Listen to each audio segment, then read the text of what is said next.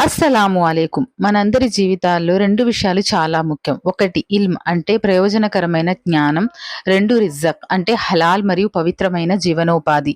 ఈ రెండిటిని అల్లాహ్ నుండి ఎలా వేడుకోవాలో ప్రవక్త ముహమ్మద్ సల్లల్లాహు అలైహి వసల్లం వారు నేర్పిన ఒక చిన్న మరియు అద్భుతమైన దువా గురించి ఈ రోజు తెలుసుకుందాం. ఆ దువా వచ్చేసి అల్లాహుమ్మ ఇన్నీ అస్అలూక ఇల్మన్ నాఫియన్ వ రిజకన్ తయ్యిబన్ వ అమలన్ ముతకబ్బలా. ఇల్మన్ నాఫియన్ అంటే ఓ అల్లాహ్ నాకు ప్రయోజనకరమైన జ్ఞానాన్ని ప్రసాదించు.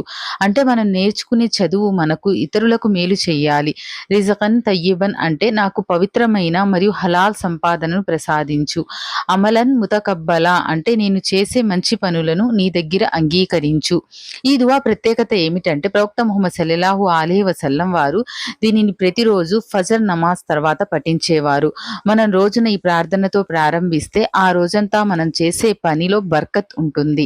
ముఖ్యంగా విద్యార్థులు, వ్యాపారులు మరియు ఉద్యోగులు ఈ దువాను క్రమం తప్పకుండా చదువుకోవడం వల్ల మానసిక ప్రశాంతతో పాటు అల్లాహ్ సాయం కూడా అందుతుంది.